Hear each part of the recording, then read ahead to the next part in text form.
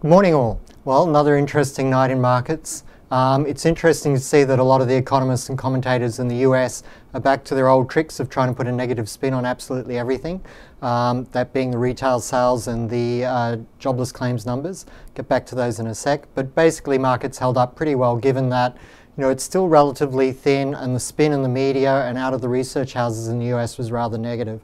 Some of the things we saw were, concerns about Portugal again, but Portugal's just come in at exactly 7.3% for its budget deficit for 2010.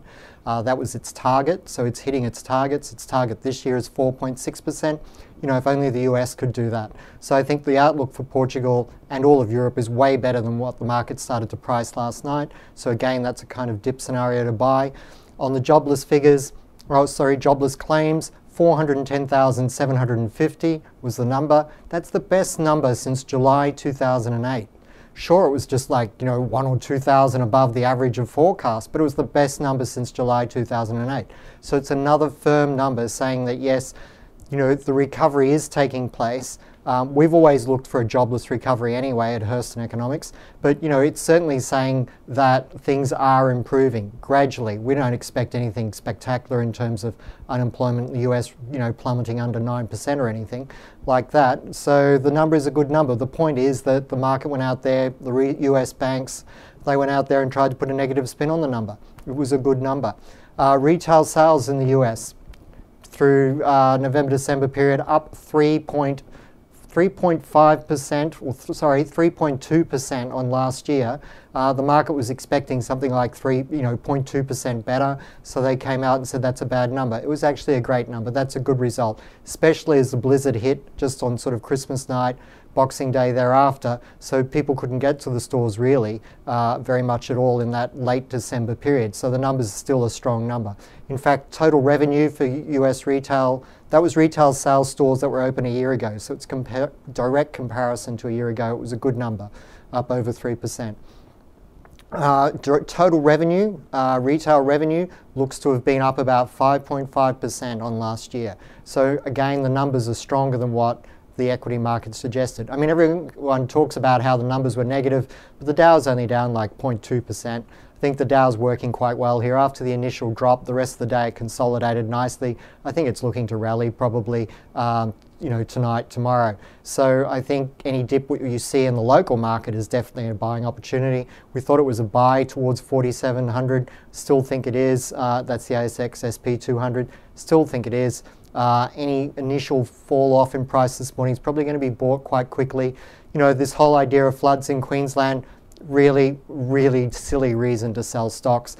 The rebuilding of infrastructure there, as well as the catch up on coal deliveries there, is going to see Queensland have a massive economic boom through the middle of the year, through the end of the year. Queensland's facing the prospects of full employment after this in the next 3 to 6 months. So the outlook there is very strong after the initial impact. And also, floods are good for soils, so for farming. So in the long term, you need floods. So there are positives, there are silver linings. Sure, it's a tragedy on the ground on the day, but the outlook going forward is very strong for Queensland. And of course, there'll be plenty of government spending going in there as well.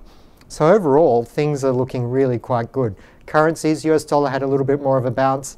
Shouldn't be really. You've got to remember that the US economy is recovering because the US dollar is weak. So US dollar, you buy the US economic recovery, sell the US dollar. You don't buy the US dollar because of economic strength. It's the other way around. But we can come back to that another time.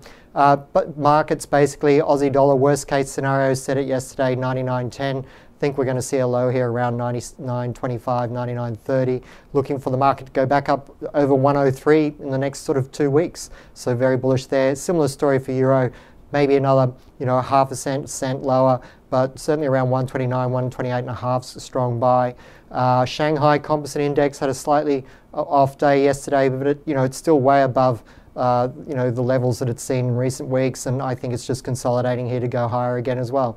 Oil came off. Why would you sell oil? because US inventories are looking good. Seriously, the story about oil is China and India. India alone is going to put something like 12 million new vehicles on the road this year, trucks, buses, cars. The demand for oil is going to go through the roof. It's not about the US story. Sure, the US is the biggest user of oil in the world, but it's not where the growth story is. The growth story is elsewhere, and those growth stories remain on track. So oil is likely to bounce back. Just one last quick point on gold. You buy gold for good reasons. You don't buy gold out of fear reasons, never suggested you do. You'll buy gold for good reasons. The good reasons are strong global growth, strong industrial demand on all three continents now, and also the two cultures that value gold most highly in their everyday lives are China and India. They also happen to be the two most populous nations on earth, and they also happen to be the two economies growing most strongly and likely to continue. So the demand, the cultural demand for gold is going to continue to skyrocket. So buying here, I think once gold gets back up to about 1382, it's really going to take off, and buying gold and gold stocks here is probably a really good idea. So I'm just across the board buy a dip today in anything you see. Have a great day.